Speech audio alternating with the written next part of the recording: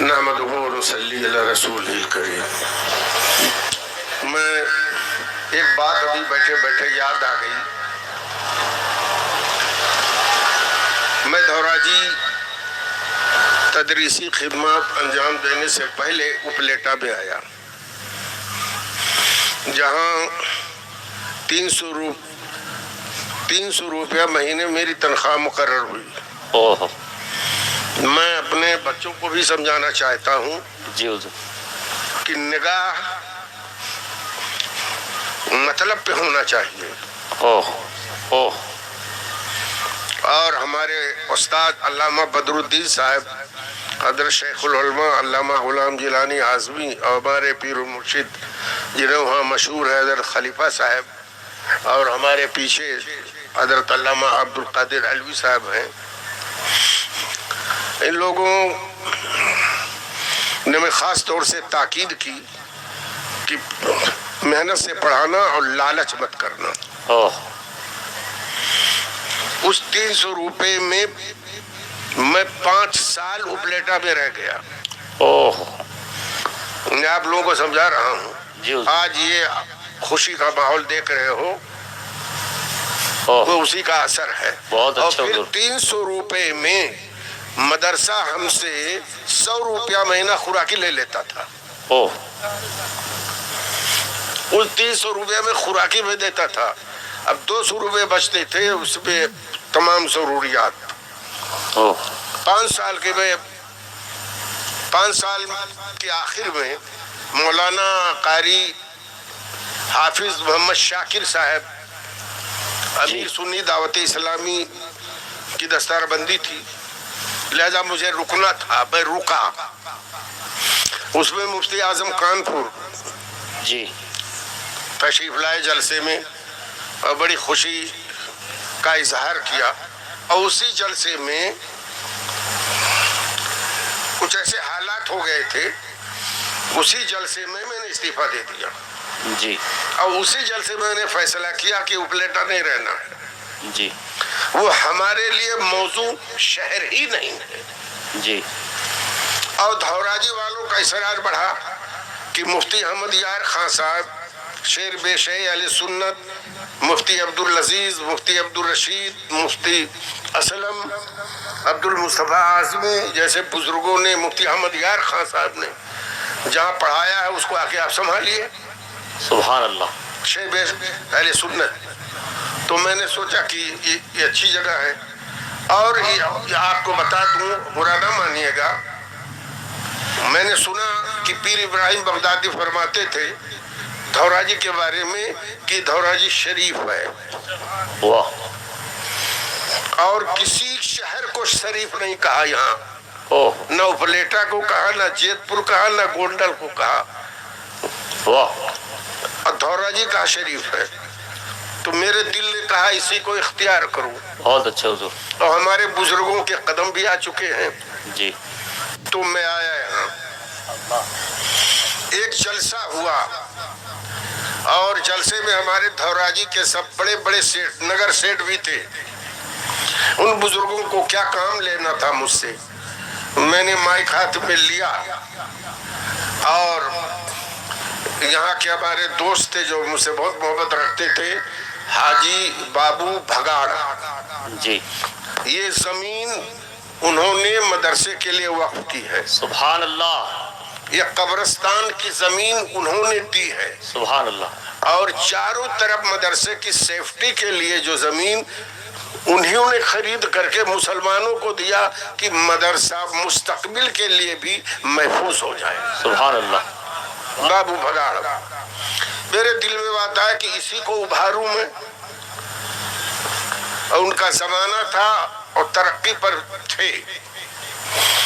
تو میں نے حاجی ابراہیم سیٹھ تھے، زکریا سیٹھ تھے، سب بڑے بڑے لوگ تھے۔ میں تو بہت چھوٹا تھا، اور ان بڑے بڑے سیٹھیوں کے سامنے بولتے ہوئے ڈرتا بھی تھا کہ ان کو برا نہ لگ جائے۔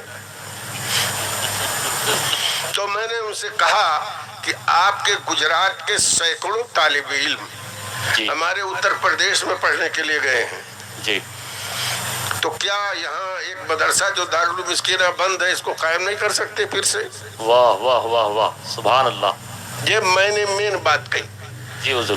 آپ دوسرے کے کنویں سے پانی پیتے ہو اور خود کیوں نہیں یہ جذبہ رکھتے ہو کہ ہم دوسروں کو پلائیں؟ ایسی گفتگو ہوئی اور اس میں بابو بھگاڑ میرے سامنے آ گئے. تو ان کے نام سے بھی میں نے تھوڑی سی گفتگو کی بابو بھگاڑ سے. کیا اچھا ہوتا کہ ایک وسیع عریض زمین ملتی اور اس میں ہم طبیعت سے ادارہ بناتے. ابھی دارالمسکینی ہم 3 روم میں چلا رہے ہیں شہر میں، جہاں حدیث، تفسیر اور ہر شعبہ اور طالب علم آتے اور اچھے اچھے مدرس آتے اور اس کو ہم پڑھاتے. یہاں میں آپ کو کیا بتاؤں، اللہ معاف فرمائے، اس زمانے میں میں نے اماموں کے پیچھے نماز پڑھی ہے جو 15 شعبان اور 10ویں محرم میں جو سورہ یاسین گجراتی میں پڑھتے تھے. گجراتی میں قرآن شریف کوئی صحیح پڑھ ہی نہیں سکتا ہے، میرا چیلنج ہے. بے شک، بے شک. تو میں نے اپنے دوستوں کو سمجھایا آپ کے پاس دولت ہے تو یہ کام کیجئے. دارالمسکینیاں بند پڑا ہے. بابو بھگاڑ نے جلسہ ہوا باہر پورا میں، اس میں سب سیٹھ لوگ تھے. اسی میں بولا جذبات میں چلا گیا دارالمسکینیہ میں. بابو بھگاڑ رات میں 1:30 بجے گئے، دروازہ کھٹکھٹایا. میں نے دروازہ کھولا، انہوں نے پوچھا حاجی صاحب کیا بات ہے؟ کہنے لگے آپ کیا بول رہے تھے؟ کچھ سمجھ نہیں سکا. آپ نے کہا زمین چاہیے اور اچھی طرح مدرسے کی تعمیر چاہیے. تو کہا چلائے گا کون؟ ہم نے کہا میں چلاؤں گا. سبحان اللہ. اب جو ہے نوابوں اور بادشاہوں کا زمانہ نہیں کہ خزانے سے چلے گا. جی. احوال اور رسید بک ہے، مدرسہ چلتا رہے گا. بے شک. بہرحال اسی وقت ہمارے سامنے بیٹھ کر کے ہمارے روم میں جی بابو بھگاڑ نے عزیز بھائی کے پاس ببئی فون کیا کہ آج جلسہ ہوا ہے. علی صاحب نے یہ اسٹیج پر کہا اور زکریا گاڑی صاحب تھے، ابراہیم سپوڑی والے اور بہت سے سیٹ لوگ موجود تھے. لیکن کہا کسی نے کچھ کہا نہیں. میں یہ چاہتا ہوں، بابو بھگاڑ نے اپنے بھائی سے کہا، عزیز بھائی سے، میں چاہتا ہوں کہ تو زمین دے دے تو ہم لوگ مدرسہ بنوا لیں گے. اسی وقت عزیز بھائی بھگاڑ نے بمبئی سے جواب دیا کہ جوناگڑھ روڈ، اپلیٹا روڈ یا ادھر کہیں بھی زمین تلاش کر بابو، جتنی تجھے ضرورت ہے میں پیسہ بھیج دوں. سبحان اللہ، سبحان اللہ. ایسا مبارک وقت. تو اسی ہفتے میں بابو بھائی نے کہا کہ اپلیٹا روڈ ٹھیک ہے اور یہ زمین انہوں نے طے کر لی. سبحان اللہ. یہ 10 بیگھے کی زمین. ماشاء اللہ. اور پھر پلان بنا، اس چدے کا کام شروع ہوا. محنت کیا، مشقت کیا. دھوراجی والوں نے ہاتھوں ہاتھ لے لیا. سورت، بمبئی، احمد آباد، مدراس، کلکتہ، جہاں جہاں دھوراجی اپلیٹا کے لوگ تھے میں گیا چندہ کرنے. اور ایک بات یہ بھی بتا دوں، کبھی 10 روپیہ میں نے مدرسے سے کمیشن نہیں لیا. الحمدللہ، ماشاءاللہ. بے شک. 44 سال 45 سال کا عرصہ گزرا ہے، لیکن مدرسے سے میں نے اس کا نہ مطالبہ کیا، نہ انہوں نے دیا، نہ میں نے مانگا. بے شک.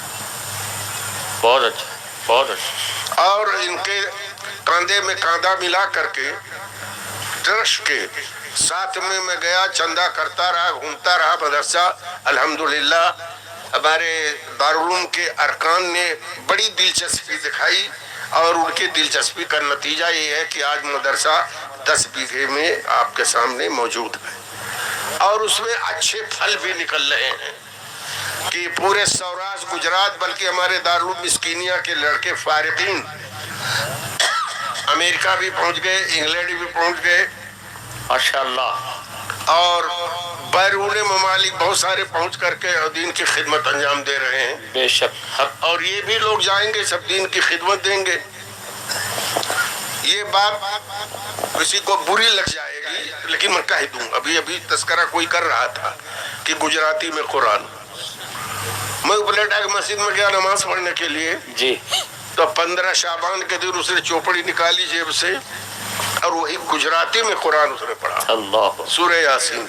हो, तो मैंने दो एक आदमी से मैंने कहा कुरान शरीफ को कोई गुजराती में तो सही पढ़ ही नहीं सकता, ये मेरा चैलेंज है। जी हुजूर, अरबी के अलावा नहीं पढ़ सकता, जबकि हदीस में अल्लाह के रसूल फरमाते रुब्बा कारिउल कुरान वल कुरानु यलनुहु, बहुत से कुरान पढ़ने वाले कुरान इस तरह पढ़ते हैं कि कुरान खुद उनको लानत करता है। अल्लाह अकबर। मैंने हाजी याकूब काकू दूसरे लोगों को मैंने कहा तुम्हारी दौलत किस काम की, बहुत अच्छे हुजूर, कि कुछ कुरान किसी को नहीं सही करा पा रहे हो।